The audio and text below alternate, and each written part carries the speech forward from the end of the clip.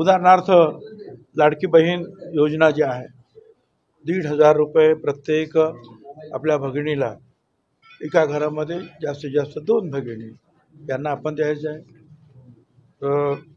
जवळपास शेतकऱ्यांचं वीज बिल तर माफच.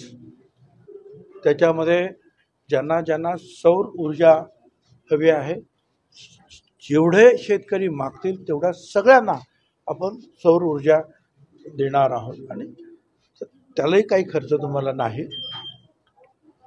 त्याच्यानंतर विद्यार्थी योजनासुद्धा आहे.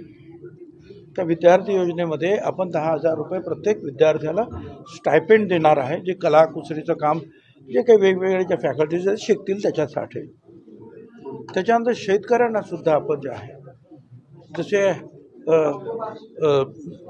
मोदी साहेबांचे जे आहे 6,000 रुपये वर्षाला देतात, त्याच्यामध्ये आपण आणखी 6,000 रुपये टाकतो.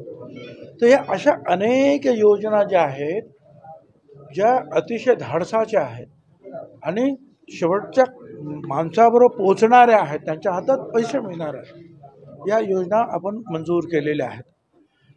आणि त्याचबरोबर वेगवेगळ्या प्रकारचे ज्या विकास कामं तिथं सुरूच आहे. मुंबईमध्ये जसं विकास कामाचा झपाटा सुरू आहे तसं आपण पाहिलं, आता पुण्यामध्ये सुद्धा रिंग रोड्स आणि इतर ज्या काही रस्ते वगैरे ज्या विकासाची कामं त्याच्यासुद्धा निविदा निघालेल्या आहेत. म्हणजे ती कामंसुद्धा मेट्रो वगैरे तर झालीच आहे, परंतु आणखी त्याच्यामध्ये दळणवळण सुविधा निर्माण व्हावी म्हणून वेगवेगळ्या ज्या निविदासुद्धा निघाल्या, त्या आता लवकर मंजूर होऊन कामाला पण सुरुवात होईल. तर हे जनतेसाठी जी काही कामं केलेली आहेत ती लोकांपर्यंत पोचवावी. आपण त्यांना जनसन्मान मेळावा म्हणून म्हटलेलं आहे की आम्ही हे जनतेसाठी करतो आहोत, ते त्यांच्यापुढे ठेवायचं आहे अगदी विस्तृतपणे. आणि त्यासाठी महाराष्ट्रात वेगवेगळ्या ठिकाणी हे मोर्चे या रॅलीज होणार आहे, सभा होणार आहे. सुरुवात आपण बारामतीकडून केलेली आहे, कारण अजितदादा जे आहे फायनान्स मिनिस्टर म्हणून त्यांची अधिक जबाबदारी आहे या महाराष्ट्रात या सगळ्या योजना पूर्ण करायच्या. अर्थात त्याला मुख्यमंत्री आणि देवेंद्र फडणवीस यांची मजबूत साथ सगळ्यांची आहेच. आणि ही सगळी महायुतीचे लोक जे आहेत एकत्रित आहेत.